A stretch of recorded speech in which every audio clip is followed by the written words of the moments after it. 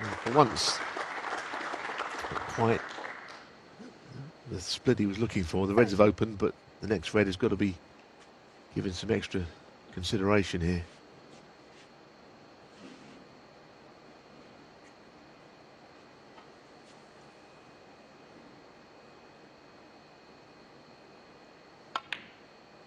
Oh yes, great shot. Well, 14. This could be it. He's not that far in front yet, but really the previous split, he's able to reap the rewards of it now that he's followed the long red that followed.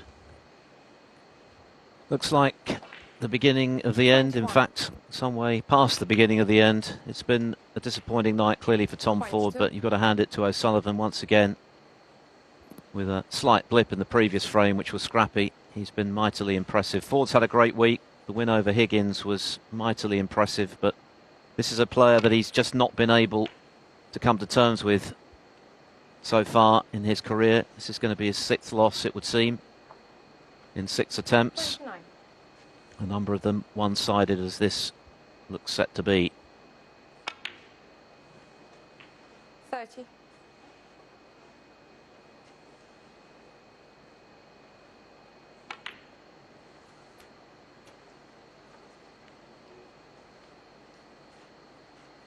Seven.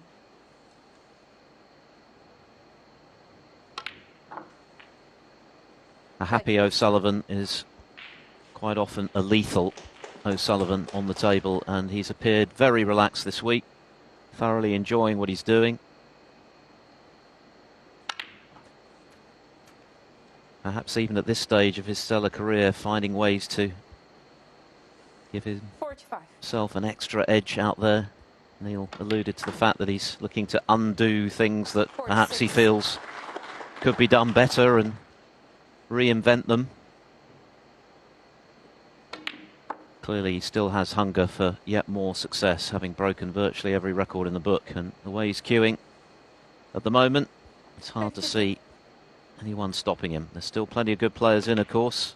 Next up, either Liang Wenbo or Anthony McGill standing in his way of another final.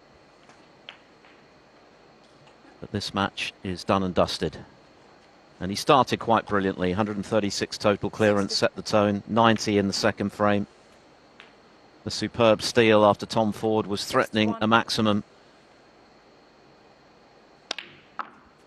And that really effectively killed the match as a contest just before the interval. Ford, to his credit, didn't allow his head to drop. He's battled away, managed to win a frame, but it was always going to be too big an ask to turn the match around after the pre-interval session. And so Ronnie O'Sullivan marches on. Already a titleist this season. 74. Players' Championship, World Grand Prix I should say. And very much on course for another here at the Marshall Arena.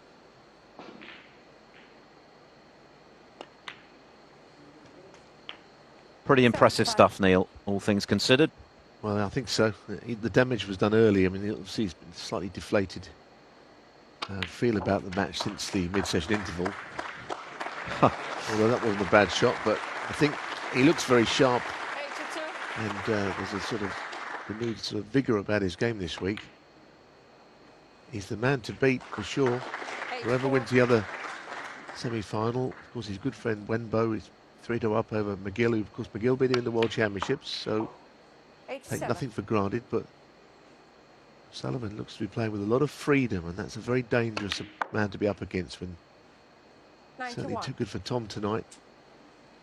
What a great shot that was just now to keep alive hopes of a 7th century of the week. Crowd enjoyed it. And it's very much on now. 96. Just the pink required for a grandstand finish. Ronnie O'Sullivan finishing as he started with a century and plenty of great stuff in between.